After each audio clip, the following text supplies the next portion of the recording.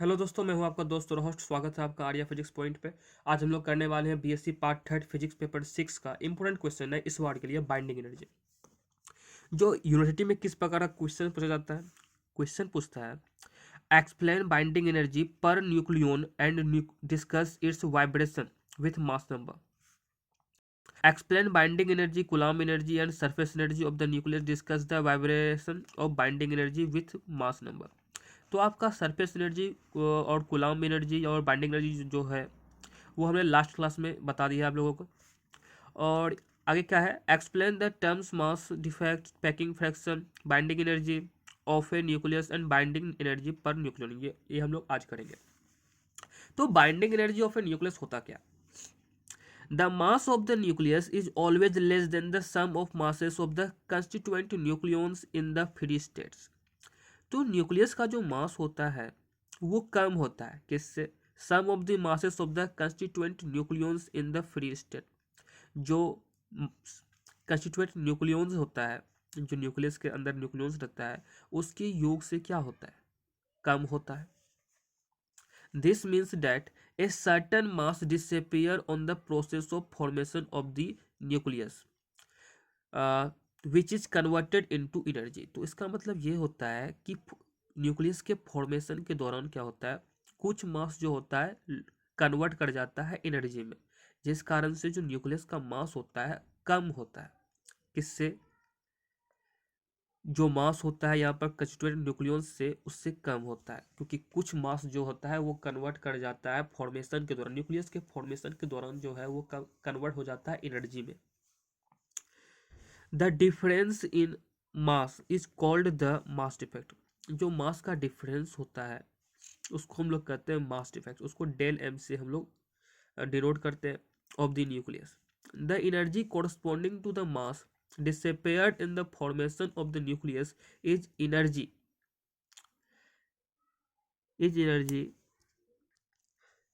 needed to break it up. Hence, the energy that is equivalent to the mass defect of the nucleus is its binding energy.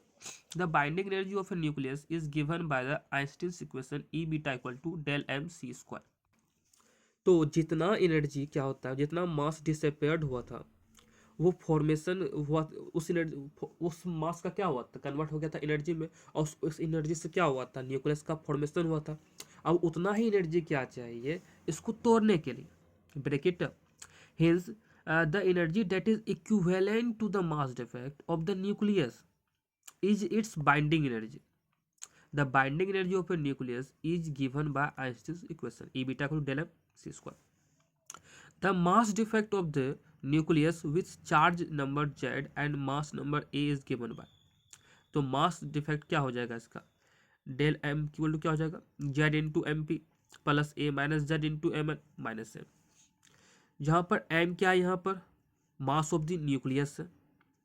M क्या है, mass of the nucleus. और M P क्या है, mass of proton है। और M N क्या है, mass of neutron है। तो ई बीटा इक्वल टू क्या हो जाएगा, डेल एम सी स्क्वायर होता है ना, C square into del M. Thus, binding energy of a nucleus is defined as the energy which must be supplied to the nucleus to break it into its constituent nucleons। तो binding energy क्या है, वो energy है जो जरूरी होता है nucleus को तोड़ने के लिए, into its constituent nucleons. Binding energy per nucleon क्या होता है, the average binding energy is defined as binding energy per nucleon. Alright, the average binding energy is defined as binding energy per nucleon. It is the energy required to release a nucleon from the nucleus. Nucleus से एक nucleon को release करने के लिए जितना energy लगता है उसको हम लोग कहते हैं binding energy per nucleon. Binding energy per nucleon क्या होता है, E beta by A. E beta by मतलब जो डेल एम सी स्क्वायर था उसमें ए से डिवाइड कर देंगे, तो ई बीटा बाय ए क्या हो जाएगा, सी स्क्वायर, ए को सबसे डिवाइड कर दिए, तो M N plus Z by A, M P minus M N minus M I. अब vibration of binding energy per nucleon with mass number, जो पूछ रहा था हमसे क्वेश्चन में, जो पूछा था।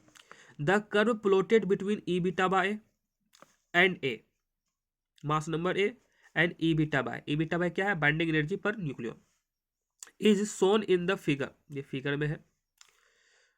We find from this curve that almost remains constant, हम लोग इस कर्व से जानते हैं कि ई बीटा बाय ए जो है almost constant रहता है, लेकिन कहाँ तक, A two equal to 30 and A equal to 180, 30 और 180 के 100 के बीच क्या होता है, 30 और 100 के बीच क्या होता है, almost constant होता है, यहाँ पे almost constant रहता है, almost for small and large values of a. The decrease for large a is due to Coulomb repulsion. जो डिक्रीज हो रहा है यहाँ पर वो Coulomb repulsion के बीच हो रहा है between the protons, which clearly makes the nuclei increasingly less stable. In light nuclei, the individual हल्के न्यूक्लियई में क्या होता है, the individual nucleons are attracted by only a few other nucleus and hence their distances of separation are larger, which again reduce the stability. The decrease of E beta by A for small a is surface effect. Alright, जो small ए के लिए क्या होता है, सी surface effect है, surface effect के कारण होता है। It is evident that the particles at the surface are less strongly bound than those in the interior. This effect reduces for low A.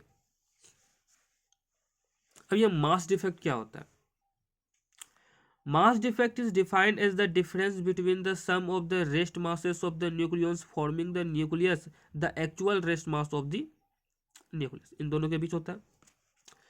The mass defect of the nucleus with charge number Z and mass number A is given by, हम लोग पहले भी कर चुके हैं। Del M बराबर क्या होता है, Z into M P plus A minus Z into M N minus N, where M क्या है, टोटल मास है, मास ऑफ न्यूक्लियस है, और ये एम पी क्या है, मास ऑफ प्रोटॉन है, एम एन क्या है, mass of neutron respectively.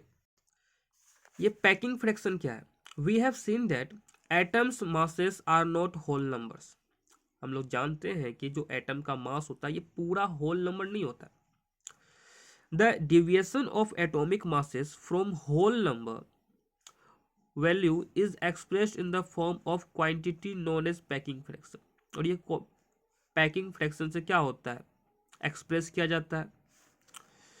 Packing fraction क्या होता है, packing fraction is defined as the ratio of difference between the atomic mass of the atom m and its mass number m minus to its mass number, it is generally denoted by F. तो packing fraction क्या होता है, F equal to जो difference होता है इसका mass number और atomic mass का क्या होता है उसके बीच m minus A by A, packing fraction F equal to m minus A by ए।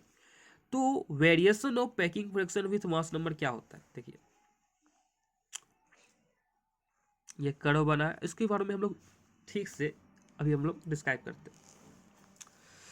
एक graph between packing fraction F, इसको बहुत छोटा होता है इसलिए इसको मल्टीप्लाइड किया है 10⁴ फैक्टर से, and mass number A is shown in figure, F into 10⁴ और मास नंबर के बीच ये ग्राफ प्लॉट किया गया है। तो इसमें इस ग्राफ में क्या जानते हैं हम लोग, for very light nuclei the packing fraction is maximum, हल्के न्यूक्लियाई के लिए क्या होता है, पैकिंग फ्रैक्शन क्या होता है, मैक्सिमम होता है। For very light nuclei, the packing fraction is maximum, indicating thereby that these nuclei are unstable. Packing fraction जो आपका मैक्सिमम रहता है इसका मतलब क्या होता है, न्यूक्लियाई अनस्टेबल है। सेकेंड क्या है, as the value of A increases packing fraction goes on decreasing, जैसे जैसे ए का वैल्यू इंक्रीज करता है पैकिंग फ्रैक्शन क्या होता है, डिक्रीज कर रहा है। With the exception of helium and carbon, carbon और हीलियम क्या होता है इसमें एक्सेप्शन है, till it becomes 0 from A equal to 16, thus the packing fraction for oxygen क्या होता है 0। The decrease continues approximately up to equal to 180 तक। ऑक्सीजन से लेके जो 180 तक है ये क्या होता है, डिक्रीज होता है। 180 क्या है, tantalum TA। बायोन F again becomes positive. इसके बाद क्या होता है, पॉजिटिव हो जाता है। The value of S is minimum, the value of F is minimum. तो यहाँ वैल्यू ऑफ F क्या होता है, हाईली स्टेबल जिस कारण से रहता है। वैल्यू ऑफ F क्या है, वो मैक्स क्या होता है, वैल्यू ऑफ F सबसे कम होता है जिस कारण से क्या होता है, ये जो मोस्ट स्टेबल न्यूक्लियस होता है क्या, आयरन। और यहाँ पर शायद Fe होगा, sorry. The value of F is minimum for iron and which has a significance as the most stable nucleus. Greater part of the curve is below 0. 0 के नीचे ही ग्रेटर पार्ट है इस कर्व का, with negative values of packing fraction indicating that there is a loss of mass and hence liberation of energy due to packing. 5 क्या है, for heavy nucleus बायोन A equal to 180 packing fraction is positive. A के बाद क्या हो जाता है, packing fraction फिर से पॉजिटिव हो जाता है। Thus we conclude that nuclei of the middle range are stable, which light equal to and heavy are unstable. जो A equal to ऑक्सीजन से लेके टेंटलम तक गया था वो क्या होता है, स्टेबल होता है। जो ऑक्सीजन से कम है वो क्या होता है, लाइट। A equal to 20 से लाइट है उसको क्या हुआ, और जो A equal to 200 से ऊपर है उसको क्या करते हैं, अनस्टेबल करते हैं। और जो मिडिल रेंज में आता है उसको क्या करते हैं, स्टेबल करते हैं। और सबसे अधिक स्टेबल क्या रहता है, आयरन रहता है। ये ऑब्जेक्टिव क्वेश्चन पूछ सकता है। तो जो भी आपको प्रॉब्लम होगा वो हमको कमेंट करके पूछ सकते हैं। मिलते हैं आपसे नेक्स्ट वीडियो में। Tata signing out. Thank you for watching this video. मिलते हैं आपसे नेक्स्ट वीडियो में। Thank you.